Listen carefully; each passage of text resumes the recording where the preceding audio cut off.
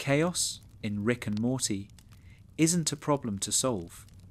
It's the air the characters breathe. Every world they visit, every choice they make, every revelation they encounter is saturated with it.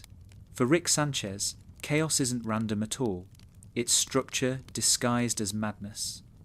It's the only truth that remains consistent across every timeline and every universe. And deep down, he knows that fighting it doesn't end it. It only defines it. From the first moment we meet him, Rick carries chaos like a weapon and a wound. He uses it to control the narrative, to stay unpredictable, to remind the world that nothing can hold him. He breaks laws of physics for sport, mocks authority, rejects meaning, all under the banner of chaos. But the irony is sharp. Rick doesn't create chaos because he loves it. He creates it because it's the only thing he can trust. In a universe that refuses to make sense, chaos is at least honest. It doesn't pretend to care, it just is. There's a rhythm to the disorder Rick leaves behind. Planets crumble, relationships implode, timelines unravel.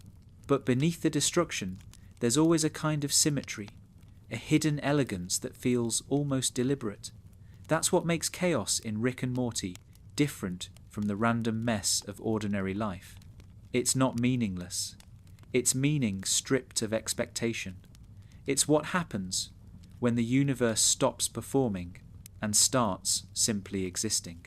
And for someone like Rick, that raw, unfiltered existence is the only version he can stand. Rick's chaos is a mirror. When he tears through worlds and rules and people, what he's really dismantling is illusion. The illusion that things stay still, that order lasts, that anything or anyone can be safe from entropy. He knows better. He's seen how easily structure collapses, how love turns into control, how morality mutates into hypocrisy, how every system eventually eats itself. So he breaks it first. Not out of cruelty, but out of recognition. Rick doesn't destroy because he hates. He destroys because he understands. But understanding chaos doesn't protect him from it. If anything, it traps him in it. The more he manipulates the unpredictable, the more it defines him. Every portal he opens is an act of defiance and surrender at once, a man trying to escape the laws of existence while proving they still apply. Chaos is both his rebellion and his routine. The multiverse bends to his will, but his will bends to its nature.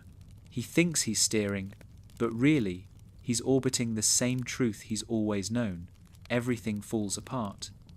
Chaos follows Rick like gravity. It pulls the people around him into its field, reshaping them. Morty, once naive, learns that chaos isn't just danger, it's revelation. It strips the world bare. It forces him to see that morality, identity, even reality itself are just scaffolds built to make people feel safe. When those scaffolds crumble, all that's left is the self, raw, terrified, and aware. For Morty, chaos becomes education. For Rick, it's penance. And for everyone caught in between, it's the closest thing to truth. The show's chaos isn't accidental, it's deliberate design. Each episode builds a universe and then dismantles it, exposing the cracks beneath structure. Families fall apart and reassemble. Gods are mocked, institutions shattered, morality inverted. But after the dust settles, something remains. Not order, not peace, but perspective. Chaos teaches the characters what order never could, that control is an illusion and meaning isn't given, it's chosen. Rick understands that better than anyone. His intelligence doesn't protect him from chaos. It deepens his awareness of it. Every discovery he makes only expands the perimeter of uncertainty. He sees too many outcomes to believe in destiny, too many failures to believe in progress. His genius, which should bring clarity, only multiplies the noise. That's the tragedy of Rick Sanchez. The smarter he becomes, the more meaningless meaning appears. Chaos isn't his enemy, it's his native language. And yet, he never stops speaking it. He doesn't retreat into apathy the way true nihilists do. He engages, he builds, he breaks, he experiments. Every chaotic act is a form of expression, his way of conversing with a universe that refuses to answer. In a strange way, chaos becomes his dialogue with God, or the absence of one. If order represents belief, chaos represents truth. And truth, for Rick, is unbearable but necessary. But chaos isn't just a philosophy for him, it's emotional. It's how he hides. The noise he creates, the explosions, the shouting, the endless movement, is camouflage for pain. As long as the world around him is louder than the one inside him, he doesn't have to listen. He doesn't have to feel. That's why chaos follows him even into his quietest moments. It's not that the universe refuses to give him peace. It's that peace exposes too much. Morty often mistakes chaos for adventure. He thinks the madness is part of the fun, part of the spectacle. But as he grows, he starts to see what Rick's been showing him all along. That chaos isn't entertainment. It's existence. It's the space between understanding and surrender. And once you've seen that space, once you've lived in it long enough, normal life feels unbearable. Routine feels false. That's why chaos seduces them both. It feels honest. Beth and Summer experience it differently. For them, Rick's chaos reveals fragility, the instability of family, of safety, of identity.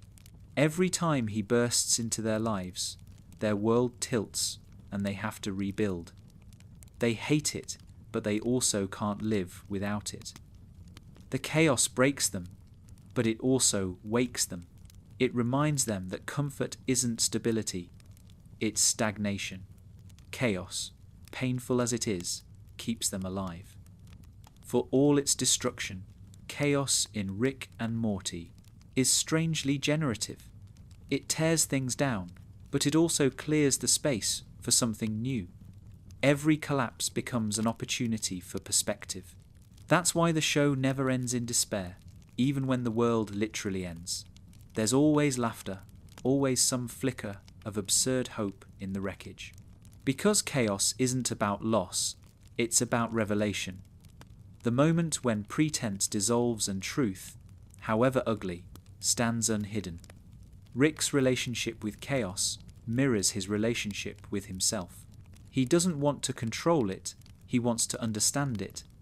But understanding requires distance, and distance requires detachment. That's the cycle he can't break. The closer he gets to truth, the further he gets from peace. Chaos gives him knowledge, but takes his rest. He knows that, and he accepts it. Because deep down, he believes that suffering is the cost of clarity. Sometimes, in fleeting moments, chaos quiets itself. A calm after the storm. Rick will sit in the garage, tools still, portal gun silent, and for a breath, there's order. Not because the universe has changed, but because he's stopped fighting it. Those are the rare moments when he sees the beauty in chaos, not as disorder, but as motion, the constant flux that makes existence possible. Without chaos, there would be no creation, no change, no life. And that realization, fleeting as it is, almost feels like peace, because chaos, for all its cruelty, carries meaning. It's not the absence of structure, it's the presence of possibility. It means that nothing is final, that everything can still become something else. Even pain, even loss, even Rick himself. The universe may not care, but it moves, and movement is life. That's the truth Rick can never fully deny. no matter how loudly he mocks it. Chaos hurts, but it also renews. It's the pulse of existence, the proof that everything broken can still continue. In the end, Rick doesn't fear chaos. He fears what it reveals. That order was never real, that nothing stays the same, and that maybe that's not a tragedy. Maybe it's liberation. Chaos doesn't punish him. It offers him freedom. Freedom from illusion, from permanence, from the weight of expectation. He doesn't have to control it, only witness it. And when he does, when he finally lets it flow through him, instead of fighting it, he's closer to peace than he's ever been. Because chaos isn't the enemy of meaning. It's where meaning begins, in the unpredictable, the uncontrollable, the alive. Chaos is not just around Rick Sanchez, it's inside him. It runs through him like current, shaping every thought, every impulse, every decision. The multiverse may operate on randomness, but Rick's chaos is deliberate. It's how he regulates himself, how he keeps from going numb. For someone who has seen the end of everything, the greatest danger isn't death, it's stagnation. And so, he manufactures motion. He calls it adventure, experimentation, science, but underneath it all, it's self-preservation. Chaos, for Rick, is a heartbeat. He doesn't seek order because order feels dishonest. Order promises safety, continuity, purpose. Rick has lived long enough to know that all of that is temporary. So he moves, constantly. His chaos is his therapy, his religion, his addiction. When he destabilizes a planet, rewrites a timeline, or challenges a god, he's not being reckless. He's proving he's still alive. Every unpredictable act becomes an affirmation that he hasn't gone cold. It's his way of saying, I still feel something. But chaos takes its toll. It never rests. It demands attention like a living thing, feeding on energy, thought, emotion. Rick can't turn it off, and when it grows quiet, he panics. Stillness feels like suffocation. That's why he fills his days with noise, why he drags Morty through catastrophes, why he can't sit in a room without tinkering with something. The silence would expose him. It would remind him that underneath all the invention, all the laughter, there's a man who's afraid of stopping, because stopping means facing himself, the one variable even he can't predict. Rick's chaos has rhythm, but it's self-destructive. It keeps him alive and kills him at the same time. He burns worlds just to feel warmth. He makes jokes out of trauma, turns love into data, turns life into math. He can reduce anything to parts because it makes the pain more manageable. If everything is components, then nothing truly breaks. It just rearranges. That's how he copes. The chaos he causes outside of himself is the reflection of the chaos he refuses to acknowledge within. Morty doesn't see this at first.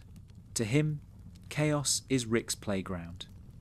It's where adventure happens, where possibilities stretch beyond comprehension. But over time, Morty begins to notice the pattern, how the chaos always ends in the same place.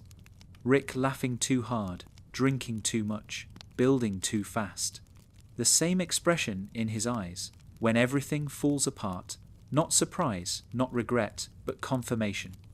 As if each disaster quietly reassures him that the universe still matches the shape of his own mind. That's the most painful part of Rick's existence. His chaos isn't random, it's symmetrical. Every explosion, every collapse, every argument carries a strange kind of precision. He's a master of unpredictability. He knows exactly how to lose control without ever truly losing it. Even in destruction, he's deliberate. That's how you know it's not madness, it's method. His chaos is calculation disguised as collapse. But even Rick has limits. There are moments when the chaos overwhelms him, when the engine starts to turn against itself. Those are the nights when he doesn't laugh, when he sits in the garage, motionless, staring at something that isn't there, when the noise of his mind drowns out everything else. That's when chaos becomes unbearable, not because it's loud, but because it's empty. The momentum that once kept him alive now feels pointless. He realizes he's been moving for so long that he doesn't remember why. That's the secret no one sees. Chaos exhausts him. It's not sustainable. The more he fuels it, the more it demands. He can't stop, but he can't keep going forever. His brilliance traps him in a cycle of creation and destruction. And though he knows the pattern, he can't escape it. It's his way of breathing, but the breath is shallow. The same mind that saved worlds also built the maze he can't leave. Chaos gives Rick identity. Without it, he's not sure who he is. The scientist, the rebel, the nihilist, all of those titles depend on the presence of disorder. If things were stable, if life truly made sense, he'd disappear. He'd have no function. That's why he doesn't trust happiness. Happiness implies completion, and completion implies an ending. Rick needs friction to feel real. Chaos is the only condition under which he knows how to exist. There's a strange tenderness in that realization, because it means his chaos isn't just destruction, it's also creation. It's the way he feels, the way he cares, the way he reaches for connection without admitting it. When he drags Morty into danger, it's not because he's careless. It's because he's trying to share something that feels alive. Chaos is the only language he speaks fluently, and dragging others into it is the only way he knows to say, "Be here with me." But chaos isolates him too. It scares people away. They see it as recklessness, cruelty, selfishness. They don't understand that it's desperation. That behind every manic laugh is a plea, not for order, but for witness. Rick doesn't want someone to fix the chaos. He just wants someone to stay through it, to not flinch when the universe cracks open, to stand beside him and see the same terrifying beauty he sees. The chaos around Rick mirrors the chaos inside everyone else, just magnified. The difference is that he refuses to pretend it's not there. Most people build order to survive. Jobs, routines, beliefs, families. Rick burns them down to prove that they were never stable to begin with. He thinks he's teaching the truth, but what he's really doing is projecting his own restlessness onto the world. He wants everyone to see the same storm, because part of him believes that if they did, maybe it wouldn't feel so lonely. There are flashes when the chaos makes sense, brief, fragile moments, when it aligns instead of collides. When the noise becomes music, a shared laugh, a fleeting silence between disasters, the kind of peace that doesn't erase the chaos but exists within it. Rick doesn't chase those moments because he can't make them happen, they just appear. And when they do, he stops pretending. For a breath, he lets himself feel the calm he spends his life running from. Then it fades, and the engine restarts. He drinks, he builds, he destroys. But something in him remembers that quiet. It becomes a point of reference, proof that peace is possible even in motion. Maybe that's why he keeps creating chaos, not just to avoid stillness, but to rediscover those rare moments of grace hidden inside it. To find, over and over again, the beauty in disorder. Because chaos, for Rick, isn't the opposite of control. It's the pulse of being alive. It's the friction that gives shape to consciousness, the dance between creation and collapse. Without it, there would be no invention, no curiosity, no emotion. Chaos is not what breaks him. It's what keeps him moving, and maybe, in its own strange way, what keeps him human. The universe in Rick and Morty doesn't punish or reward. It laughs. That's its only constant. Not morality, not logic, not compassion, but irony. For every plan that works, there's a consequence waiting. For every triumph, a twist. The universe doesn't mock out of cruelty. It simply reflects. Its laughter is the sound of randomness, the echo of existence without design. Rick understands that better than anyone. He doesn't try to make the universe fair. He just tries to keep up with the punchline. To most people, chaos feels like punishment, the breakdown of order, a sign that something's wrong. But to Rick, it's simply the natural state of things. He's seen too much to believe in fairness. The cosmos doesn't care whether you're good or evil, kind or cruel. It expands, it decays, it forgets. What terrifies others liberates him. He finds a strange comfort in knowing that the universe has no agenda. Chaos, in its indifference, is honest. It doesn't deceive like morality does. It doesn't seduce like meaning does. It just moves. But laughter, even cosmic laughter, has rhythm. The show itself moves like a joke told by the universe. Setups and reversals. Absurdity and sincerity woven together.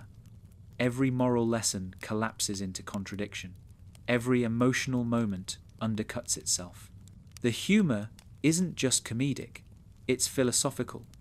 It forces both Rick and the viewer to confront the absurdity of trying to extract lessons from a world built on nonsense. That's why the show feels like both chaos and order at once. The absurdity is structured, the randomness deliberate. Even meaninglessness has a pattern. Rick doesn't laugh because he's amused. He laughs because he recognizes the symmetry of absurdity. When something impossible happens, he doesn't see surprise. He sees inevitability. Of course, he thinks, that's exactly how this had to go. The laughter is his shield. It's how he acknowledges the chaos without letting it destroy him. Every time he laughs at tragedy, it's not indifference, it's survival. He laughs to stay ahead of despair. The universe's laughter isn't cruel, but it is lonely. It demands awareness, but offers no companionship. Rick feels it in the quiet moments after the chaos, when the adrenaline fades and the silence creeps back in. He hears that laughter in the hum of the portal gun, in the glitch of the fabric of space, in the hollow echo of his own voice when no one answers. It's not mocking him, it's reminding him that everything he builds will one day collapse into noise. That's not tragedy, it's the nature of existence. Morty doesn't understand the laughter at first. He still believes in consequence, in cause and effect. He still thinks things happen for a reason. But with each adventure, he starts to notice the rhythm. How often justice is arbitrary. How easily order dissolves. It terrifies him, but it also frees him. Chaos becomes his initiation into adulthood. He learns that life isn't something to figure out, it's something to witness. And witnessing in itself becomes meaning. Rick's relationship with the universe is one of mutual recognition. He doesn't expect it to love him, and it doesn't expect him to obey. They coexist in a kind of cynical harmony. The universe throws chaos at him. He throws it back. He doesn't try to escape its laughter. He matches its tone. That's why he seems untouchable. He's not immune to the joke. He's part of it. He's the punchline that laughs first. There's a strange kind of reverence in how Rick treats chaos. He mocks everything, but not entropy. Entropy is sacred. It's the one force he respects because it's incorruptible. You can't bribe it, can't trick it, can't defeat it. It's the one truth that doesn't need his validation. Every invention he creates, every law of nature he bends, he does so with the understanding that entropy will always have the last word. And that's fine with him. In fact, He counts on it. Without collapse, there's no need to build. That's why Rick's chaos never feels purely destructive.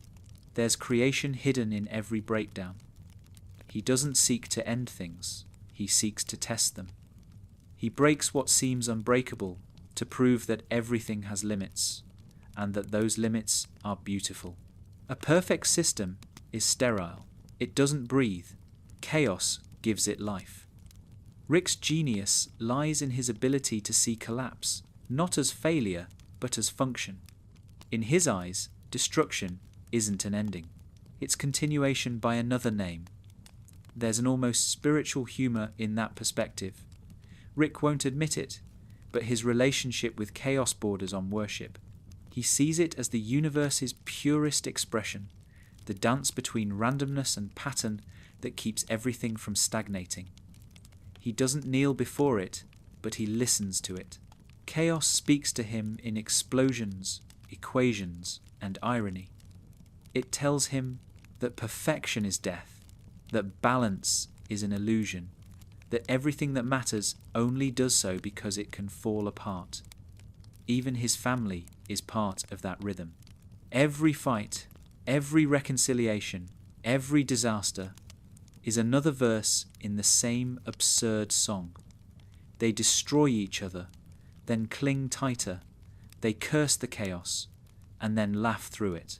That's how Rick knows they're alive. The universe laughs through them too. Their pain, their love, their stubbornness, all of it part of the same melody. It's not a moral, it's music.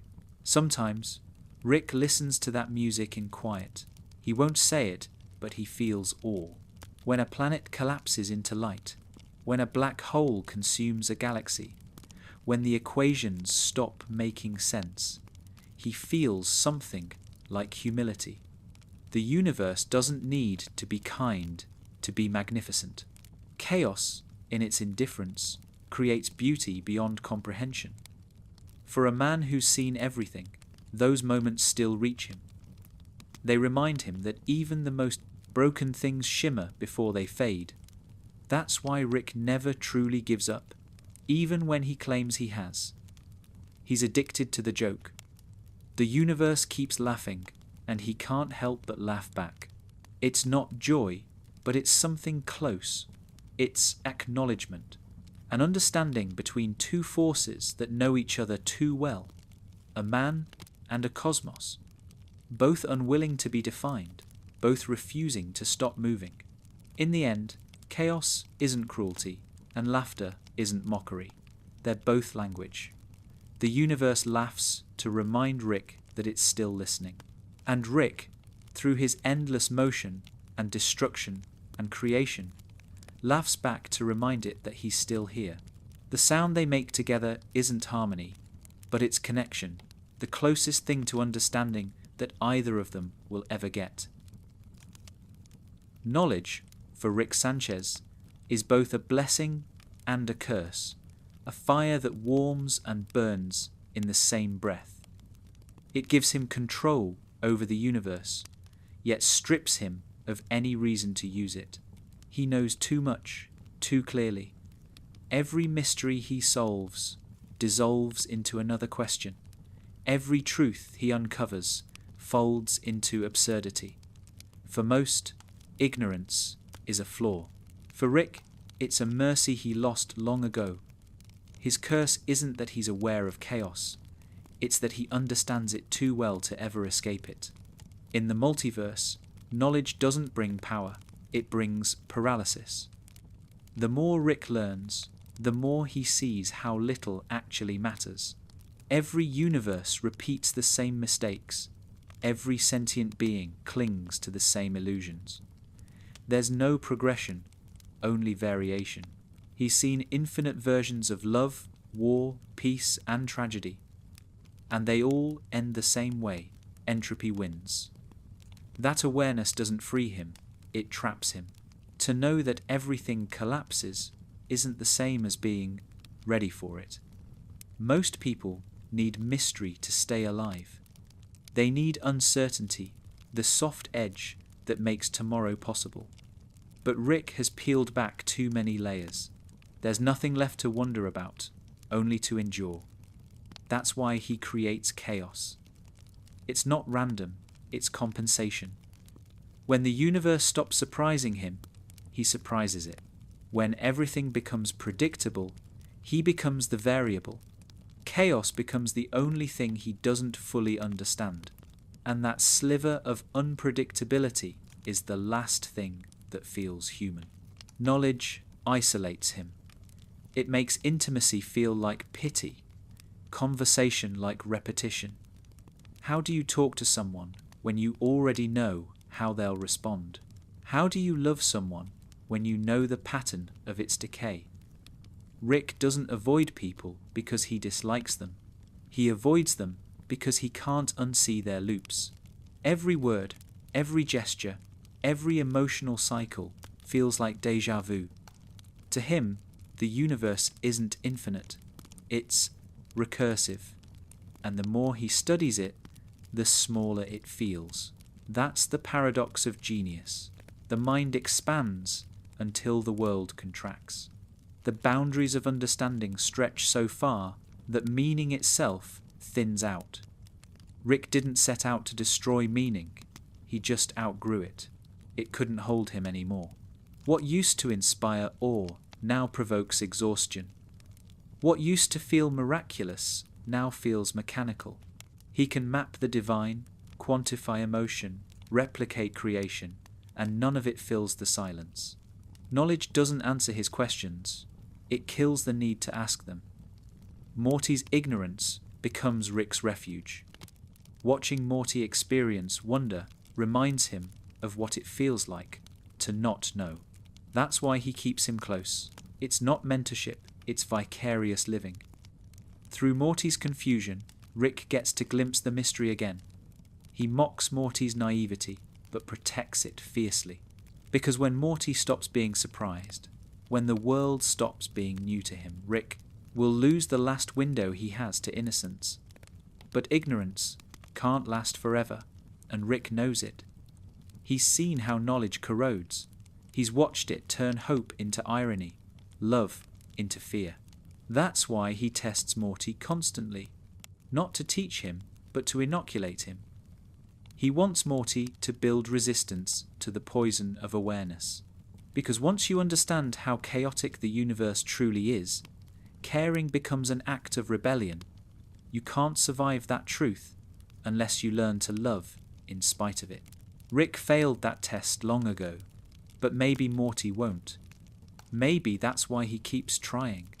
The cost of knowing isn't just emotional, it's existential. When you know too much, you lose the ability to believe. Belief, by nature, requires limits. It thrives in uncertainty. But Rick's knowledge leaves no room for mystery, no space for faith. He can't believe in gods because he's built things more powerful than gods. He can't believe in destiny because he's seen every version of it play out. He can't even believe in himself because he's seen too many versions of what he becomes. Knowledge makes him infinite and hollow at once. That hollowness isn't empty, though it hums. It vibrates with all the things he can't unlearn. Every sound, every smell, every formula connects to 1,000 outcomes in his head. Awareness turns sensory experience into burden. Even silence isn't peaceful. It's just another equation he can't solve. That's why Rick rarely pauses. Stopping means listening, and listening means remembering. The human brain isn't designed to hold infinity, but Rick's does, and it punishes him for it. There's a tragedy in how the world sees him. Everyone admires his brilliance, envies his freedom, fears his power. No one sees the exhaustion underneath it. They don't understand that his genius isn't choice, it's compulsion. He doesn't pursue knowledge for joy, but out of necessity. Ignorance itches at him like a wound. He can't stop searching because he doesn't know how to rest. Even when he finds something profound, he dissects it until it dies. The moment beauty reveals its structure, it loses its mystery, and he loses interest. Rick's relationship with knowledge mirrors humanity's with fire. We crave its warmth, but fear its hunger. Knowledge builds, but it also consumes. It makes tools and ruins gods. It gives light and burns the hands that hold it. Rick doesn't blame the universe for this. He blames himself for holding on too long, for not letting wonder remain wonder, for needing to know what love is made of instead of just feeling it. He's dissected everything except the one thing that matters, why he can't stop. Sometimes, late at night, he envies the versions of himself that didn't keep digging. The Ricks who stopped asking, who accepted chaos without trying to define it. They're happier in their ignorance, simpler.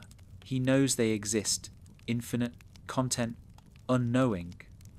And yet, he can't join them, because the same knowledge that isolates him also defines him.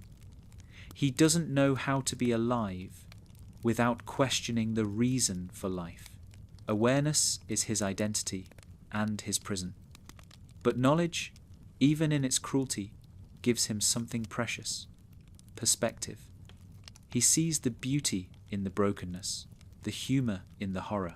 He knows that everything, every star, every cell, every act of kindness exists on borrowed time.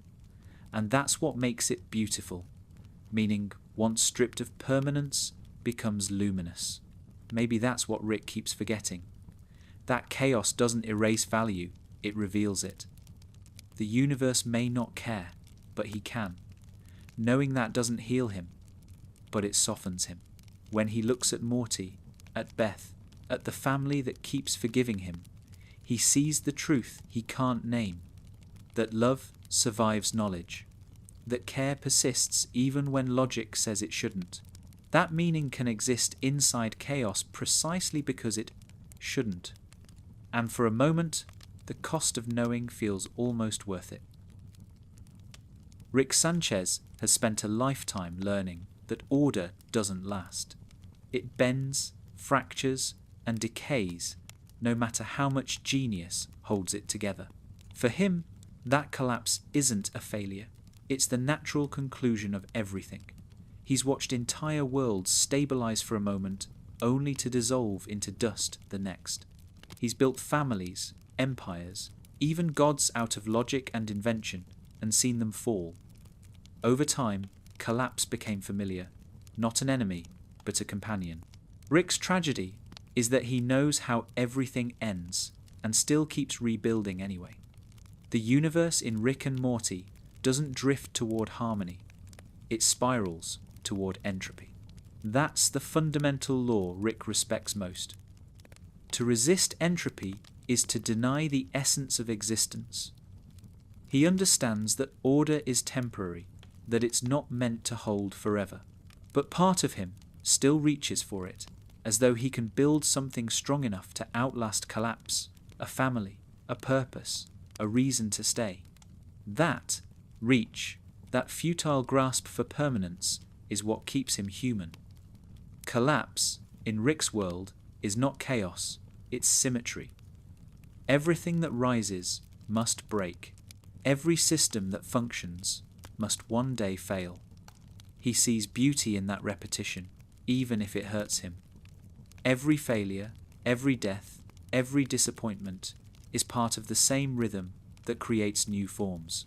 He doesn't need to romanticize it, he simply accepts it. He knows that perfection is sterile. Only when things fall apart can they move again. That's the paradox of creation. Order gives life structure, but collapse gives it motion. Rick's relationship with collapse mirrors his relationship with emotion. He tries to control it, contain it, rationalize it. But the more he suppresses, the louder it returns. His emotional life follows the same physics as his science. Compression followed by explosion. Each time he bottles up pain, chaos becomes inevitable. The tears he won't cry leak out through sarcasm, through reckless invention, through destruction masquerading as discovery. Collapse isn't just the universe's pattern, it's his. He's aware of it, of course. Awareness is his curse. He knows he's living in cycles, that every breakthrough is just another loop. He mocks it because mocking it gives him agency. If he can laugh at the pattern, he can pretend he's not trapped in it. But humour doesn't break cycles, it only makes them bearable. The truth is, Rick doesn't want to escape collapse. It's too familiar. The noise of breaking things keeps him from hearing the quiet that would follow, the quiet he's not ready to face. Morty learns collapse differently. For him, it's trauma disguised as adventure. Each episode of disaster and repair, of chaos and calm, teaches him the same lesson Rick already knows, that everything he loves will fall apart. But unlike Rick, Morty hasn't stopped caring. Collapse breaks him open, not shut. He cries, he rages, he questions. And Rick sees that and envies it, because Morty's pain means he's still alive inside it. Rick's collapse is clinical. Morty's is emotional. One watches, the other feels. Both suffer. Beth's relationship with collapse is quieter. She's the product of it, the residue of Rick's first implosion. Every time he leaves, every time he returns, she rebuilds around him. Her strength isn't in avoiding collapse, but in enduring it. She's learned to carry the instability, to live with the fragments. Rick sees that and feels both pride and shame.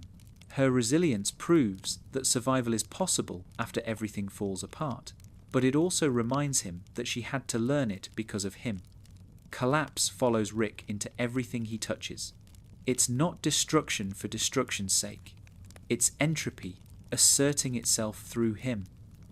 When he dismantles worlds, he's acting out what he feels internally. The systems of his mind, like the universes he visits, can't stay intact. His intelligence pushes against stability until it fractures. Creation becomes self-cannibalization, a loop of invention and disassembly. But that loop is what keeps him alive. He doesn't know who he'd be without the next collapse waiting. There's a strange mercy in collapse though, and Rick knows it. When something breaks, it reveals what it was made of. Order hides truth. Collapse exposes it. When his family falls apart, the love that survives is the only kind that's real. When a planet dies, the energy released becomes new matter. The universe never ends. It just changes form. Collapse isn't death, it's transformation. Rick sees that clearly, and sometimes that clarity feels like hope, but hope doesn't last for him. He knows that even transformation decays. Every new form carries the seed of its next collapse. He can't romanticize it the way others do. When people talk about rebirth, he hears recycling. When they talk about healing, he hears rearrangement. It's not pessimism, it's accuracy. For Rick, the universe doesn't heal, it persists. And persistence, while noble, is exhausting. Still, something in him keeps rebuilding. The part of him that refuses to give up is the same part that understands collapse best. It's not denial, it's rhythm. He can't stop creating any more than gravity can stop pulling. Each new invention, each new connection, each new act of defiance is another beat in the same cosmic cycle. He doesn't believe in progress, but he believes in continuation. And maybe, in a universe that collapses endlessly, that's the closest thing to faith. Sometimes, when the noise subsides, Rick lets himself watch the aftermath, the smoke, the silence, the floating debris of whatever just broke. In those moments, he doesn't feel despair. He feels awe. Collapse, stripped of context, is beautiful. It's the purest expression of life's impermanence. everything unraveling exactly as it should. He doesn't cry, he doesn't smile. He just watches quietly, like an artist admiring his unfinished work. Because deep down, Rick doesn't want a world without collapse. He wouldn't know what to do with it. A perfect universe would be static, dead. Chaos and collapse are what make life dynamic, unpredictable, interesting. Without them, there would be nothing left to fight, nothing left to learn, nothing left to feel.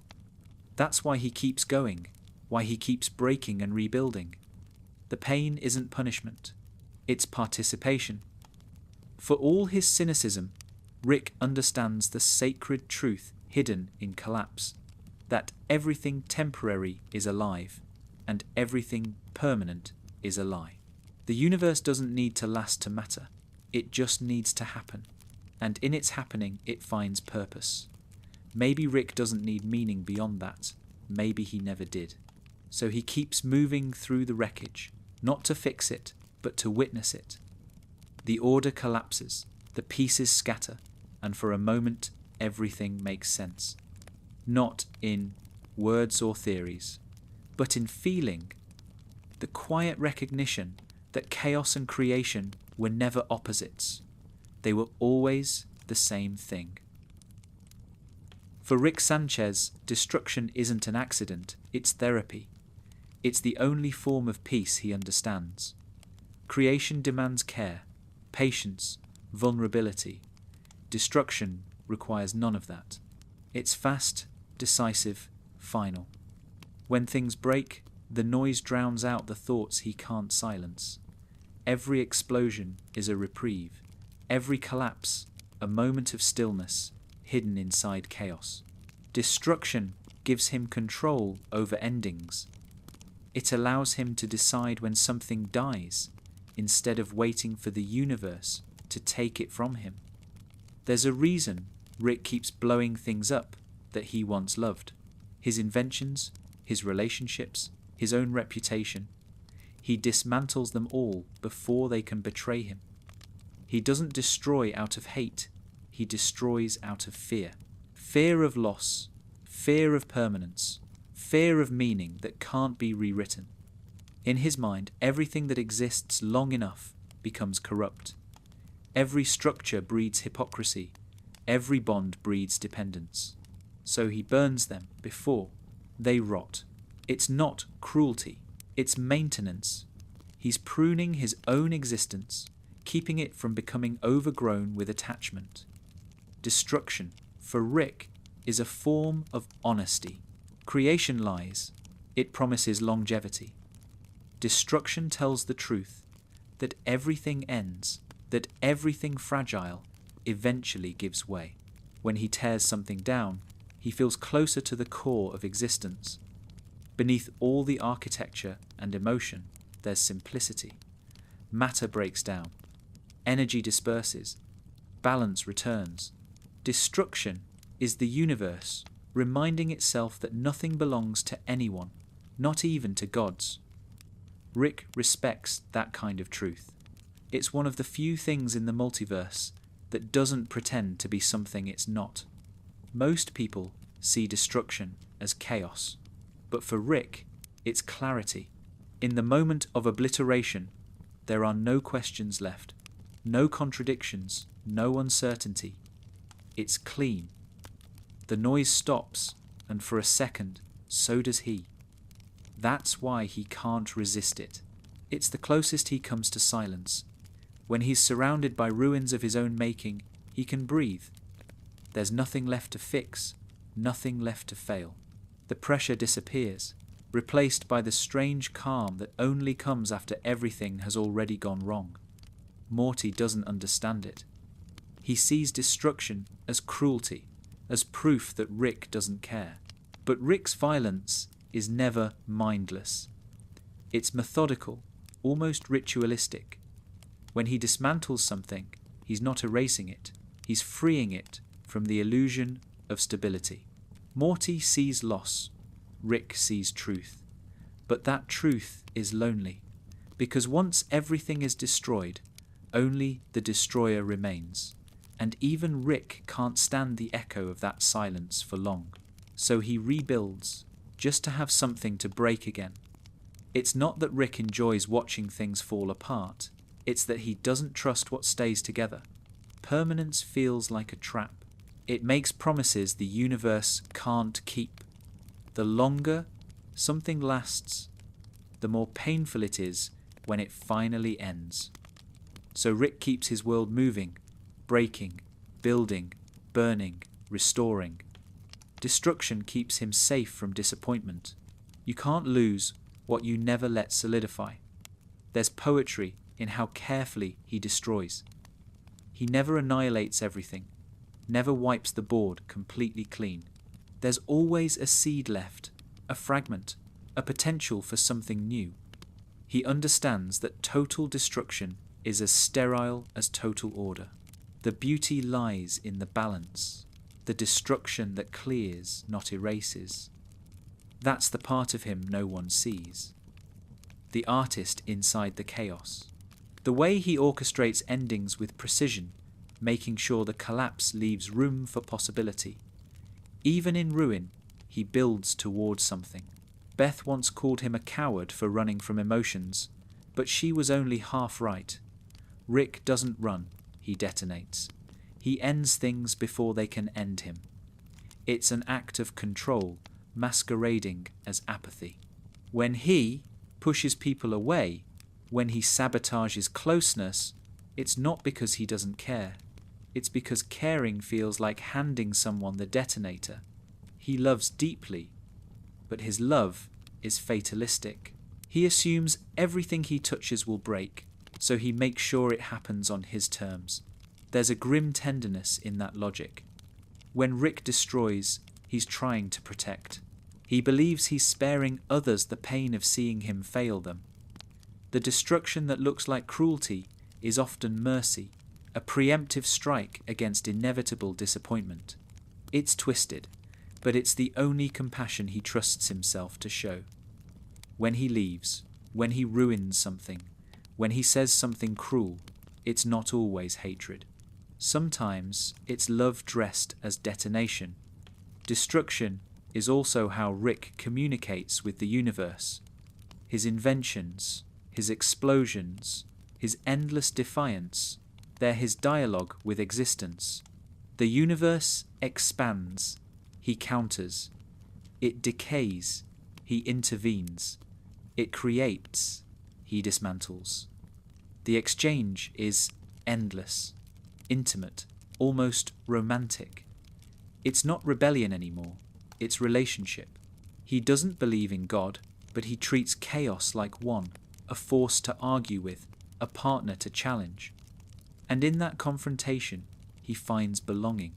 If creation is divine, destruction is conversation. The comfort of destruction lies in its honesty. It's the only moment when the world shows its real face. No masks, no systems, no illusions of meaning.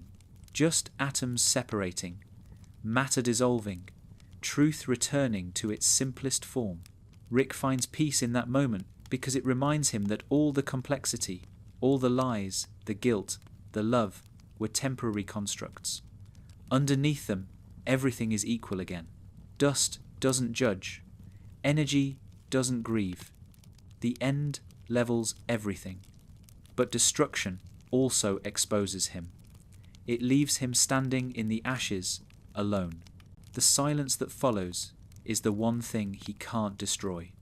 It's the reminder that for all his proselytization, brilliance, he can't unmake the need for connection. Every time he ends something, he feels that echo, the absence of what was there before, and that ache is what keeps him moving. It's not satisfaction he finds in destruction, it's hunger, the craving to create again, to test whether this time something might last, even though he knows it won't. The cycle continues endlessly. Creation, destruction, quiet, motion. Rick calls it science, the universe calls it survival. He can't stop because the rhythm is the only thing that still feels like purpose. Maybe destruction is his version of prayer, an offering to the chaos that made him, a way of saying, I understand, I forgive you. And maybe in those rare moments when he watches something burn and doesn't feel anger, just awe, the universe whispers back, and I forgive you too. Meaning is a fragile thing in Rick Sanchez's world. It doesn't shatter with noise or violence. It dissolves quietly, like smoke fading from a match. One moment, it feels solid, comforting, essential. The next, it's gone. For most people, that loss would be devastating. For Rick, it's routine. He's built entire philosophies just to endure it. He's seen what happens when people cling too tightly to meaning, how belief turns into control, how love turns into ownership. He's watched civilizations destroy themselves for purpose, and families fracture under the weight of trying to stay significant. So he let go. Or at least, that's what he tells himself. Rick claims he doesn't need meaning, but that's a lie he's practiced for so long that even he believes it some days. The truth is, he misses it, the warmth that comes from believing something matters. He envies those who can still pray, still hope, still wake up, thinking their actions add up to something larger than in themselves. He knows it's an illusion, but illusions, when held gently, can be beautiful. He used to hold them too. Now, he can only observe them, like an extinct species preserved in glass. For Rick, meaning died the moment he realized it was conditional. The universe doesn't assign value, people do, and people change. So meaning shifts with them, fragile as breath. It exists only in the spaces between consciousness, a collective hallucination held together by shared belief. Once you stop believing, the shape collapses. Rick's curse is that he saw the edges of that hallucination too early. He looked behind the curtain and couldn't pretend he hadn't. That's why he moves through life the way he does, with laughter that cuts, with brilliance that exhausts, with love he can't admit. It's all motion without destination. He knows that meaning can't be built, it has to be felt. And feeling is something he's learned to mistrust. Every emotion, no matter how sincere, decays under analysis. The second he starts to care, his mind dissects it. The warmth cools, the mystery dies, and he's left with nothing but comprehension. Knowledge kills meaning as efficiently as entropy kills stars. Morty still searches for meaning, stubbornly. He wants to believe that being good matters, that loyalty matters, that life, even in its absurdity, has shape. Rick watches him chase that hope and feels both pity and admiration. He remembers being that naive, that alive. He wants to protect Morty's search, even while knowing it's doomed. Because maybe the search itself is what meaning is. Not the finding, but the trying, the reaching, the refusal to stop caring, even when you know better. Beth's meaning has always been tied to family, to identity, to proving she's more than her father's shadow. Rick knows that struggle intimately. He sees her trying to make sense of herself against the backdrop of his chaos, and part of him aches with recognition. He wants to tell her that meaning isn't found in reflection, that it's not about becoming something stable, it's about learning to exist in motion. But he doesn't say it. He knows she wouldn't believe him, not yet. And maybe that's good. Belief, even fragile, keeps people standing. Rick's detachment from meaning isn't as clean as he makes it look. There are moments when something slips through. A joke that hits too close. A memory that doesn't fade. A small kindness that shouldn't matter, but does. In those moments, meaning sneaks back in, uninvited. It arrives not as a revelation, but as a whisper, soft enough that he can pretend he didn't hear it. But it lingers. It reminds him that, for all his cynicism, he still feels that he hasn't become the cold machine he sometimes pretends to be. Meaning, in Rick and Morty, is elastic. It stretches, warps, breaks, and reforms. Each episode toys with it, creating lessons only to unravel them. The characters learn something only to forget or contradict it later. That's not inconsistency, it's honesty. Life doesn't move in straight lines. Growth isn't cumulative, it's circular. Rick understands this instinctively. He doesn't look for moral arcs because he knows they don't exist. Existence doesn't teach, it simply repeats until you start listening differently. The fragility of meaning doesn't depress Rick, it humbles him. It reminds him that, despite his brilliance, he's still subject to the same laws as everyone else. No amount of genius can make permanence out of impermanence. Meaning can't be invented, only noticed. It lives in fleeting gestures, in temporary alignments, a shared laugh, a near miss, a quiet look. That's why, despite his philosophy, Rick keeps coming back to the people who drive him mad. Because even though he claims to reject meaning, he still seeks those fragments of it in the chaos. He'll never admit it, but Rick's relationship with meaning is tender. He mocks it to protect it. He buries it under sarcasm, so no one can break it. The few times he's sincere are when he forgets to guard it, when he comforts Morty after a failure, or helps Beth without calling it love, or stays up all night fixing something that doesn't need fixing. Those small, unacknowledged moments are where meaning hides. The rest of the time, he pretends it's dead. Sometimes, when the night is too quiet, Rick feels the absence of meaning, like pressure in the chest. He looks at his hands, at the machines he's built, at the empty space between stars, and asks himself a question he already knows the answer to. So what? The answer doesn't matter. The asking is enough. Because even in that moment, the act of wondering gives the illusion of purpose. Maybe that's all meaning ever was, a question we never stop asking, even when we know it has no answer. For someone who claims to live without belief, Rick shows a strange kind of faith. He keeps going. He keeps creating, helping, breaking, teaching. Not because he believes it matters, but because something inside him keeps acting as if it does. That contradiction, that disobedience against futility, might be the purest meaning there is. He doesn't need to believe in purpose to practice it. Meaning is fragile because it's human. It's born from emotion, sustained by attention, and killed by neglect. Rick knows this. He spent a lifetime watching people destroy their own meaning by trying to preserve it. But he's also learned that fragility isn't weakness. It's beauty. It's the proof that something existed long enough to matter. Maybe the point isn't to make meaning last. Maybe it's just to notice it before it fades. In the end, meaning in Rick's universe is like starlight. It travels across emptiness, long after the source has burned out. Maybe that's what Rick is too, a faint glow moving through chaos, proof that something once lived, once cared, once believed, even if it doesn't anymore.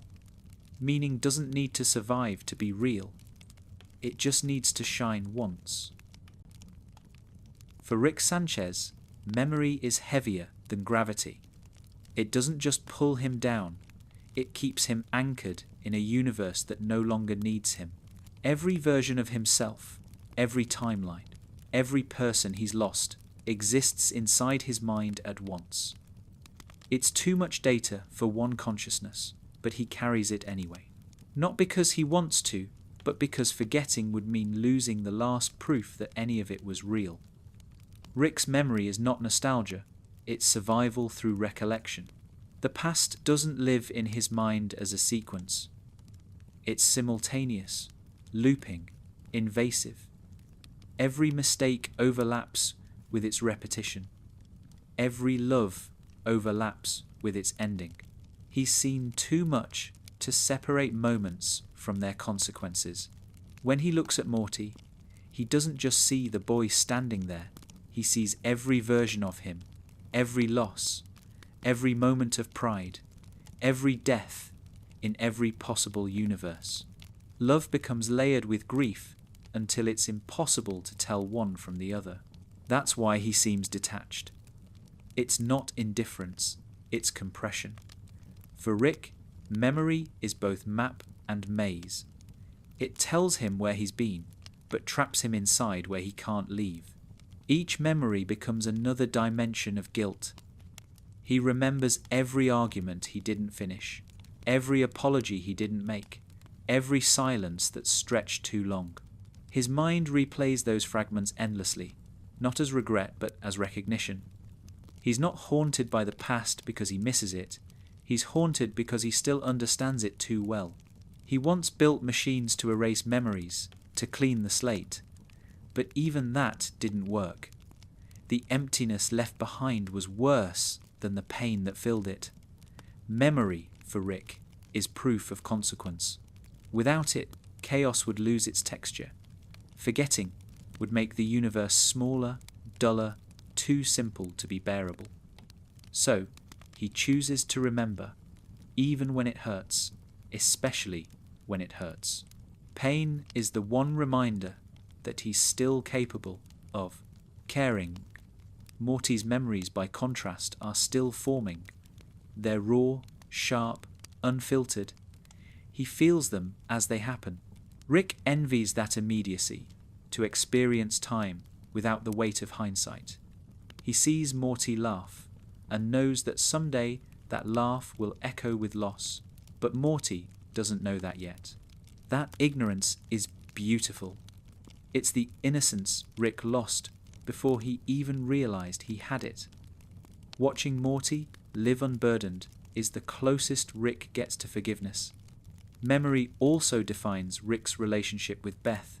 Every time he looks at her, he sees two versions. The child who loved him unconditionally and the adult who learned to love him carefully. Every conversation with her carries ghosts of the ones they never had. He sees the birthdays he missed, the apologies he never made, the nights he left without saying goodbye. To her, he's inconsistent. To him, he's continuous. Every failure still active, still present, still replaying. That's why he can't relax. Around her, she's not just his daughter. She's the living manifestation of everything he remembers wrong. The weight of memory turns Rick's intelligence into punishment. His mind doesn't let him distort, romanticize, or forget. It presents everything in perfect fidelity, every scream, every betrayal, every silent realization. For most people, time softens memory. For Rick, it only clarifies. His past doesn't fade, it sharpens. Every year makes the picture clearer, the pain more defined. That's why he drinks. Not to forget, but to blur the edges just enough to survive another day of remembering. Rick's inventions often reflect his memory's architecture. Portals, multiverses, simulations, all ways to navigate versions of the past that can't be changed. He builds machines that let him revisit what he can't repair, rewrite what he can't forgive. But memory, like physics, resists alteration. Every fix creates new distortions. Every time he tries to correct the timeline, he makes another one. His inventions don't heal him. They multiply the ache. There's a particular cruelty in how memory betrays him. He remembers joy as vividly as pain. The laughter, the quiet victories, the small kindnesses, they shine through the same corridors as the guilt. He can't separate one from the other, so even happiness becomes grief. That's why he avoids nostalgia. It's not that he doesn't miss the past. It's that remembering the good parts hurts worse than remembering the bad. The good reminds him that it was real once, and that he lost it by choice. But memory isn't just punishment. It's also connection. It's how he remains tethered to the people he can't hold on to. The multiverse may fracture endlessly, but his memories keep continuity alive. They're the thread tying infinite versions of himself to one consistent feeling: loss. He doesn't realize it, but that continuity is what gives him identity. Without it, he'd be just another Rick, interchangeable and hollow. The pain of remembering is the proof that he's still distinct. Sometimes he lets the memories play without resistance. He sits in the dim light of his garage, staring at the wall, letting the flood wash over him. He doesn't speak, doesn't move. He just listens to the echoes of himself. The noise is unbearable, but it's also sacred. It's the sound of everything he's lived through, everything he's broken, everything that still means something, even if he refuses to say it out loud. In those moments, he's not a scientist or a god or a nihilist. He's just a man remembering. That's the paradox of memory. It keeps him alive and kills him slowly. It builds continuity out of chaos, but anchors him to pain. It's what allows him to care, but prevents him from moving on. Rick doesn't know how to hold memory gently. He dissects it, replays it, weaponizes it. He uses it as evidence in the case against himself. Every failure becomes a data point. Every heartbreak, an equation with no solution. But deep down, he knows that forgetting would be worse. Because if he ever stopped remembering, the universe would lose the only witness it has that once, for a moment, it mattered. The weight of memory is unbearable, but it's also beautiful. It's what gives the chaos shape, what makes the randomness worth noticing. Memory transforms pain into pattern, loss into legacy. It turns the absurd into story. And that's what Rick can't destroy, no matter how hard he tries. The fact that every explosion, every mistake, every laugh, every death still belongs to something larger than him. Maybe that's why he never truly lets go. Because even in an infinite multiverse, where every possibility happens somewhere, the memories he carries are his, singular, irreplaceable. Heavy as they are, they're proof of a life that meant something, even if meaning itself can't survive. Freedom has always been Rick Sanchez's obsession and his curse. He built his life on it, carved entire realities out of the refusal to obey. He can go anywhere, become anyone, break any rule that binds lesser minds. In theory, he's the freest man alive. In practice, he's trapped. The infinite possibilities he created became infinite walls. Every choice he makes spawns 1,000 others he didn't, and each one mocks him with what could have been. Choice, once his weapon, has become his prison. Rick doesn't fear confinement in the physical sense. He can escape any cell, any dimension, any god that tries to contain him. What terrifies him is the confinement that comes from knowing he can never choose without losing something. In a universe where everything is possible, nothing is meaningful. Freedom, stretched too far, collapses into paralysis. Rick has seen that collapse, not in worlds, but in himself. Every time he acts, he's aware of every version of himself who didn't, who failed, who stayed.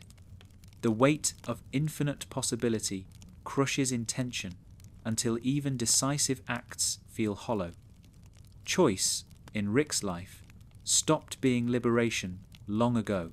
It became repetition. He's seen all the outcomes, mapped all the patterns, run every variable to exhaustion. Each decision feeds the illusion of control, but he knows its statistical noise. The multiverse doesn't care which version of him chooses. It keeps spinning, generating endless Ricks, making endless mistakes. In that context, choice is no longer power. It's participation in inevitability. He still chooses, though, compulsively, destructively. He keeps moving, keeps deciding, keeps pretending, that one more experiment, one more betrayal, one more drink might make a difference. It never does, but the act of choosing feels like life. Without it, he'd collapse into the void.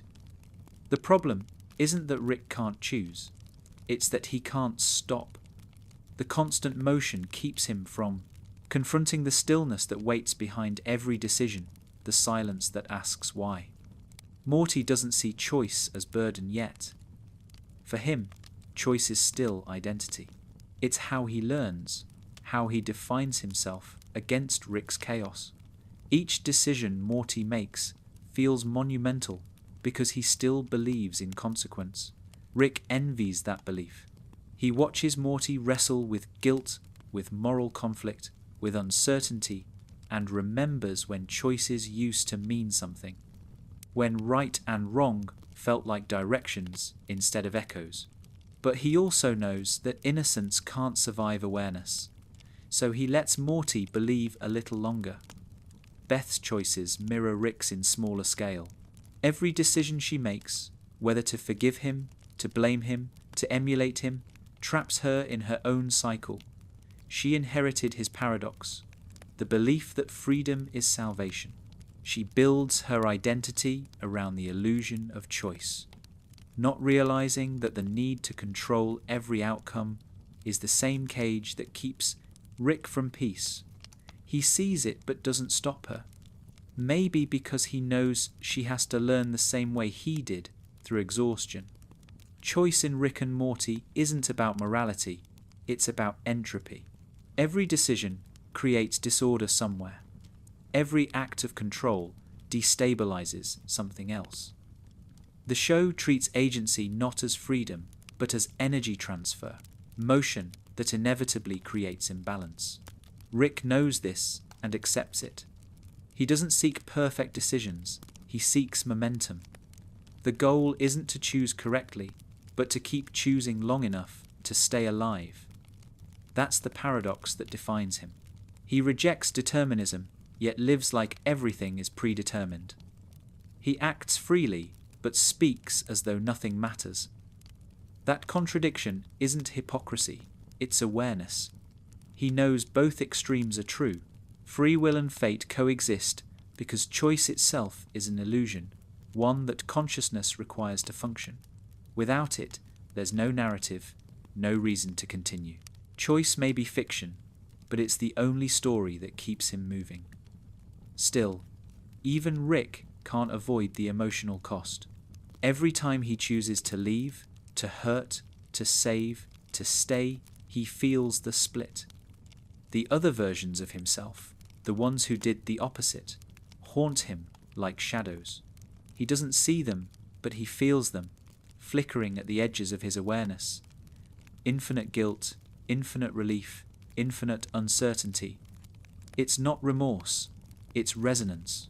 Every choice reverberates across the multiverse, and he's tuned to every frequency. That's why he drinks, why he jokes, why he breaks things. To drown out the static of all the Ricks choosing differently. There's one truth he never says out loud. He envies the simplicity of consequence. For most people, mistakes mean something because they can't undo them. They're final, grounding. Rick's mistakes aren't final, they're infinite. Every failure spawns a version where he succeeded. Every death births a timeline where he survived. That's not freedom, that's torment. In a world where nothing is absolute, redemption loses meaning. And yet, Rick keeps reaching for it anyway, because even an illusion of choice is better than the stillness of certainty. Sometimes, when the noise becomes too much, he imagines a smaller universe, one without infinite versions of himself, one where a decision actually closes a door instead of opening 1,000 more. A place where he could say yes or no and have it matter. That fantasy comforts him, but only for a moment, because deep down he knows he'd destroy it. He'd poke holes in its logic until it collapsed. Freedom is all he's ever known. even when it's the thing that hurts him most. The prison of choice isn't the inability to decide.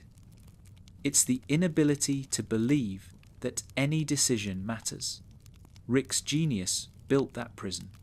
His heart keeps him inside it, because every time he reaches for meaning, for connection, for peace, he hears the echo of all the other Ricks reaching too, billions of hands touching the same illusion. He knows he's not unique, and that truth breaks something in him, and yet he still chooses. He chooses to wake up, to invent, to hurt, to help, to continue. Not because he believes it matters, but because motion is the only answer he has to infinity. That's his quiet rebellion, to act as if meaning exists, even when he knows it doesn't. The prison doesn't open, but it feels less suffocating when he moves inside it. That's the irony of Rick Sanchez. The man who proved choice is meaningless is also the man who refuses to stop choosing. He'll keep building and destroying, loving and leaving, saving and breaking, forever chasing the next illusion of freedom. Because maybe the point isn't to escape the prison. Maybe it's to keep walking its corridors until they start to feel like home. Pain is the one thing Rick Sanchez has never managed to rationalize. He can measure it, describe it, even replicate it, but he can't make it make sense. For a man who's reduced the universe to equations, pain remains the only variable that refuses definition. It has no symmetry, no resolution, no purpose that survives scrutiny. Yet it's the one constant he trusts. Because pain never lies. It doesn't dress itself as meaning or morality. It doesn't pretend to be noble. It just hurts. And that honesty makes it sacred. Rick doesn't fear pain in others. He fears it in himself. The kind that lingers when the adrenaline fades. The kind that follows quiet instead of chaos. His whole life is designed to avoid that silence. He fills it with motion, invention, destruction, anything to drown the ache that memory leaves behind. When he drinks, when he mocks, when he runs, it's not to escape pain, but to manage its rhythm. He treats it like a machine that must stay running. If it ever stops, if it ever hits stillness, it might consume him completely. He knows pain has purpose for others. For Morty, it's a lesson. For Beth, it's reflection. For Summer, it's rebellion. But for Rick, pain is identity. It's the only part of himself he doesn't doubt. His brilliance shifts, his philosophies change, his morality bends, but pain stays. It's the background hum beneath every equation, the constant hum of awareness that keeps him human. He's afraid of losing it, not because he enjoys suffering, but because without it, he wouldn't recognize himself. Pain is also the bridge between Rick and the universe. It's how he understands it, through consequence, through decay. When he touches something and it burns, when he builds something and it breaks, he feels alignment. The universe speaks to him in the language of loss. He doesn't ask why bad things happen. He knows there's no reason. Pain isn't a problem to solve. It's gravity, pulling everything toward understanding. Morty hasn't learned that yet. He still thinks pain demands a cure. Every time he sees someone suffer, he wants to fix it, to assign blame or meaning. Rick doesn't discourage him, but he doesn't help him either.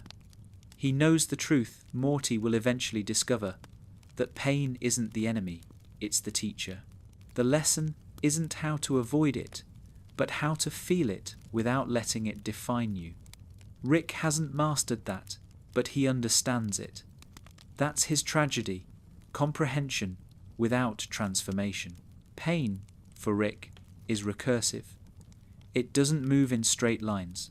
It loops, refracts, repeats through infinite versions of himself. Every mistake echoes, every regret mirrors another. Even when he tries to change, the pattern re-emerges. His mind replays suffering like a favourite song. not because he enjoys it, but because it's familiar. Pain reminds him he's still connected to something real. Joy feels abstract, distant, but pain is immediate. It demands presence. It keeps him here. He's aware of how much he's normalized it, how he turns pain into humor, how he hides it behind intellect. When people call him heartless, they don't realize how much it hurts to pretend he is. To laugh while bleeding requires precision. It's the only kind of art he practices sincerely. Pain gives his intelligence texture. Without it, his brilliance would be sterile, perfect, but dead. It's the flaws, the fractures, the wounds that give depth to his understanding. That's why he never truly heals. Healing would mean forgetting what pain taught him. Rick's pain doesn't always come from loss. Sometimes it comes from love, the part of him that still hopes, still reaches, still believes, even after everything. Every time he lets someone close, he risks exposure. Love makes him vulnerable to consequence, to disappointment. He's built his identity around avoiding that, but the irony is that avoidance hurts more than heartbreak. Distance doesn't protect him, it prolongs the ache.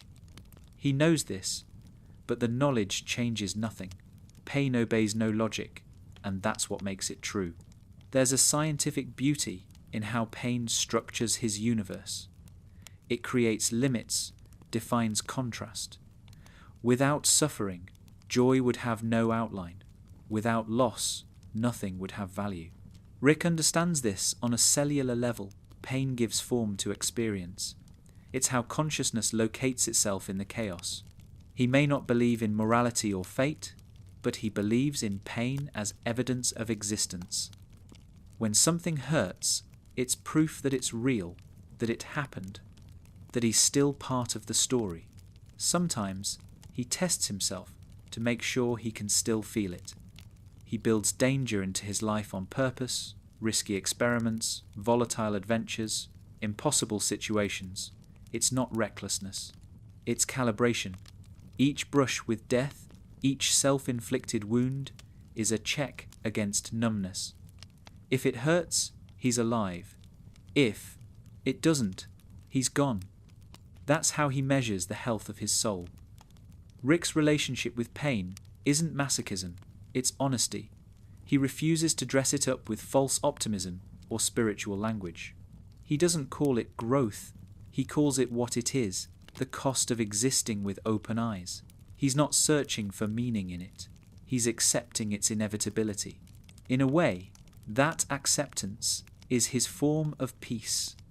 Not happiness, not relief, but alignment. He knows the universe doesn't apologize for what it breaks. It just continues. And he does the same. There are nights when the pain quiets. Not because it's gone, but because he stopped fighting it. Those nights are rare, and when they come, he doesn't move. He lets it wash over him like weather, not resisting, not analyzing, just existing inside it. In that surrender, something unexpected happens. The pain stops feeling cruel. It feels true. It feels earned. It feels human. Maybe that's the real logic of pain. Not to punish, not to teach, but to remind. To remind him that even in a universe that doesn't care, he does. That caring hurts, but it's the only thing that makes consciousness bearable. Pain isn't the enemy of reason. It's its foundation. Without it, there would be no curiosity, no empathy, no art, no love. Pain isn't the opposite of peace.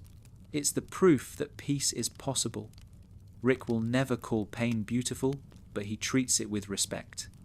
He doesn't try to escape it anymore, not completely.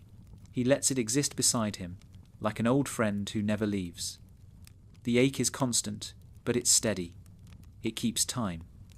And as long as it's there, he knows the universe is still moving, and so is he.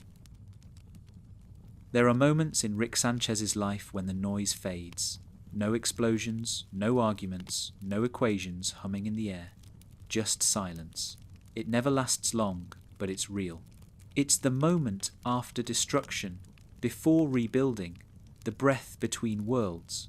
Rick doesn't seek those moments, but when they come, he can't look away. The quiet unsettles him, because it feels like truth stripped bare. Without chaos to distract him, without problems to solve, he's left alone with the one presence he can't outthink, himself. The quiet is never empty. It's full of the things he avoids, the sound of his own breathing, the echo of old laughter, the ghosts of voices he told himself he'd forgotten. It's not haunting in the supernatural sense. It's haunting because it's ordinary. Silence turns every small thought into an accusation, every unspoken feeling into a presence. In those moments, Rick realizes how much of his life is built around noise, constant interference to keep the quiet from settling in. He's always moving between worlds, both literal and emotional. Each portal is a form of escape, a way to outrun the stillness waiting on the other side. The multiverse, for him, is a distraction made physical. Every world he visits is another version of the same silence he left behind. No matter how far he travels, he can't escape the fact that every new place eventually quiets too. The explosions fade, the adrenaline dies, and he's left again with the same soundless truth. Motion doesn't erase meaninglessness, it just postpones it. The quiet, however, isn't his enemy. It's his reflection. It's the space where understanding happens, even when he doesn't want it to. In the silence, Rick can see himself clearly, not the legend, not the scientist, not the self-proclaimed god, but the man underneath all that noise. The one who's tired, guilty, still searching for something he can't name. He hates those moments because they expose him, but deep down, he knows they're the only times he's ever honest. Morty sometimes sees that quiet in Rick and doesn't know what to call it. He mistakes it for calm, or maybe sadness. He doesn't realize it's both. It's the brief alignment between Rick's mind and the universe, the rare instant when they stop fighting. Morty's chatter fills the gaps, his questions and optimism keeping the silence at bay. But when Morty leaves, when the laughter stops, Rick feels the return of the hum, not mechanical, but cosmic, the low vibration of existence without purpose. The quiet also lives in his relationships. Between every word he doesn't say to Beth, every pause before he answers Summer, every breath he takes before dismissing Morty's concern, that's where the real Rick hides, in the spaces between noise. In the unspoken, the quiet is where his affection lives, disguised as hesitation. It's where the things he can't articulate stay safe from ridicule, even his own. Rick's entire universe runs on noise, explosions, arguments, theories, laughter. But he knows, more than anyone, that noise is temporary. Every sound fades into stillness. Every burst of energy returns to equilibrium. Even the loudest chaos burns out eventually. The quiet always wins. It's the natural end of everything, of sound, of movement, of life. And though he fears it, part of him reveres it, because silence, in its indifference, is pure. It doesn't lie. It doesn't demand. It simply waits. Sometimes he experiments with it, testing how long he can endure it. He'll sit alone in the garage, no music, no machines, no portal gun, just the hum of fluorescent light and his heartbeat. At first, his mind races. Then it slows. The stillness stretches until it feels unbearable, but then something shifts. The quiet starts to feel less like a void and more like a field, not empty but vast, infinite but not cruel. It's not peace exactly, but it's close. In that quiet, Rick feels something he can't describe. It's not hope, not joy, but awareness, a deep, wordless understanding that the universe doesn't need him to keep spinning, that it would go on just fine without him. That realization doesn't fill him with despair anymore. It humbles him. For a man who's tried to control everything, there's relief in knowing he doesn't have to. The quiet reminds him that existence was never his to fix. It was only his to experience. The quiet between worlds also reveals something Rick rarely admits, that he longs for peace but doesn't know how to live in it. He's spent his entire life building engines to escape stillness, but stillness might be what he's been chasing all along. The kind that isn't emptiness, but acceptance. He's seen every corner of infinity, and nothing terrifies him more than the thought that peace might be simple, that it might have been waiting all along, here, in the silence he kept running from. The quiet is not redemption, but it's the closest Rick comes to it. It doesn't erase his pain or rewrite his past. It just holds them without judgment. In silence, everything is equal. His genius, his failures, his cruelty, his compassion. The noise of self-justification disappears, and what's left is small but true. For a brief moment, he doesn't have to be anything. Not a savior, not a sinner, not a scientist, just alive. When the noise returns, and it always does, Rick doesn't resent it. The chaos feels lighter after silence, less oppressive. It's as if the quiet cleanses him, even if only for a heartbeat. He won't tell anyone about it, won't admit that he needs it. But deep down, he knows that the quiet is what makes the chaos bearable. Without silence, the sound would mean nothing. Without pause, movement would lose direction. And so he continues, moving between worlds, between noise and stillness, destruction and peace.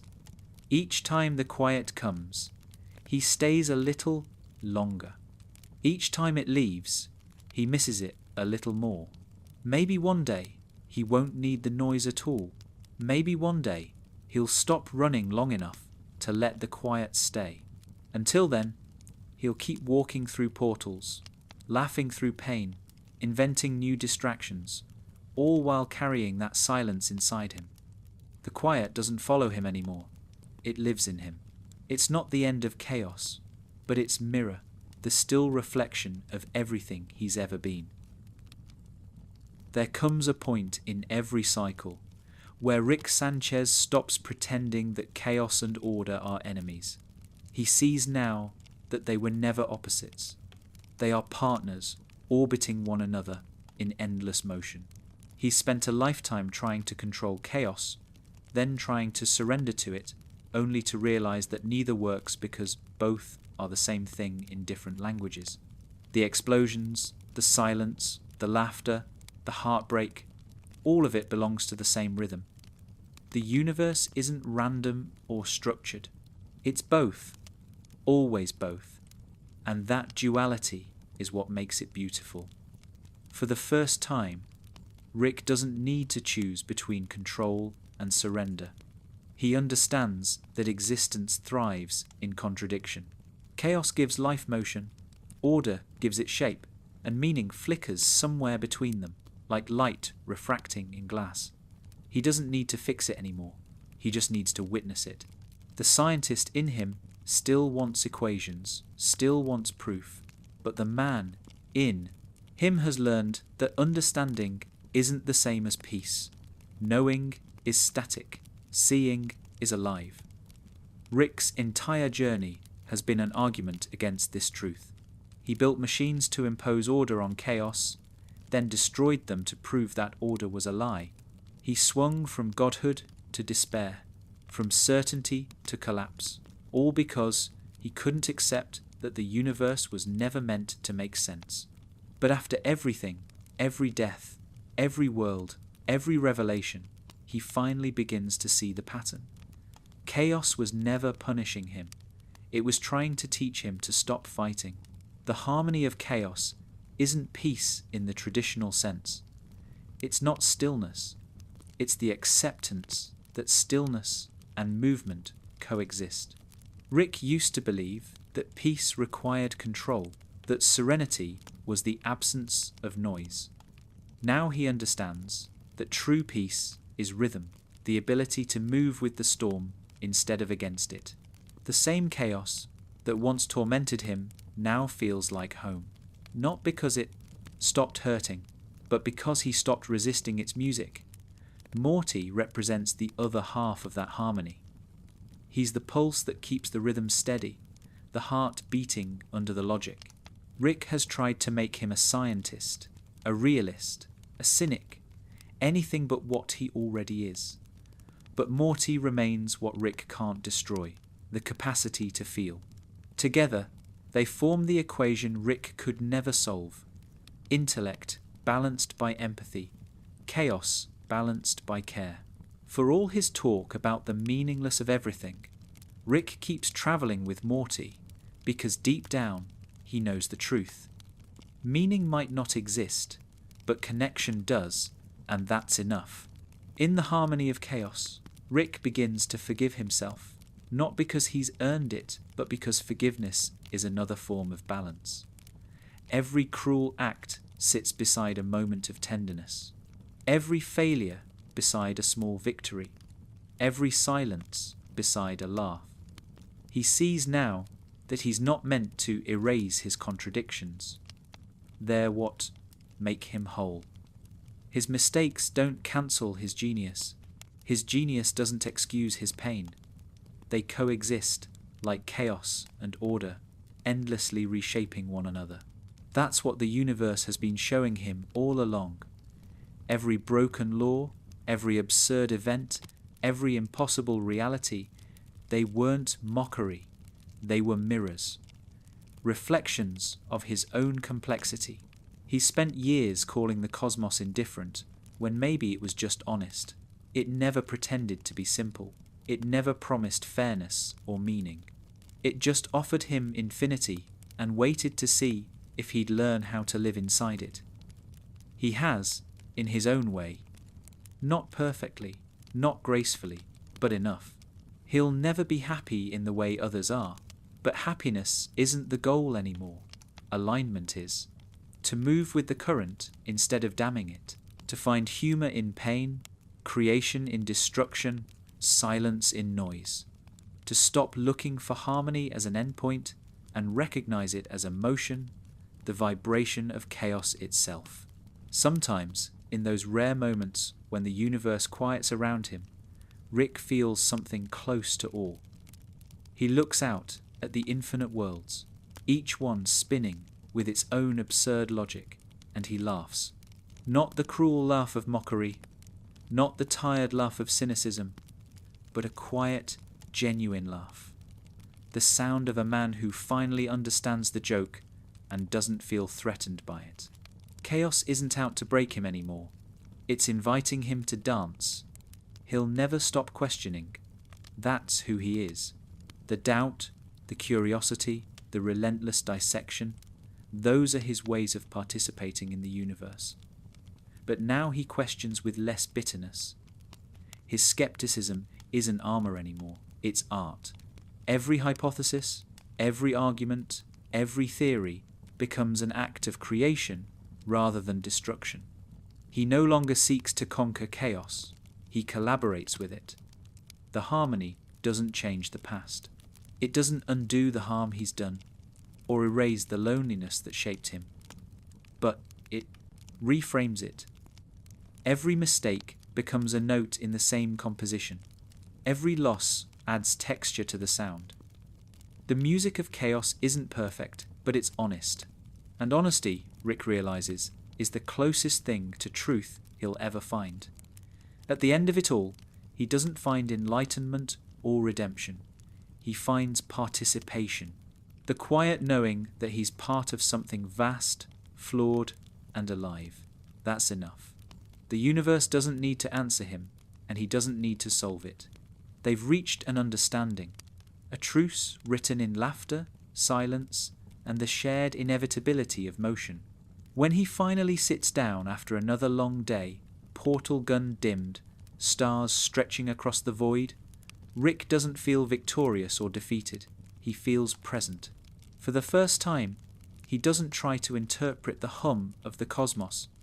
He just listens, and in that sound, the hum of chaos, the rhythm of everything breaking and beginning at once, he hears something he never expected to find.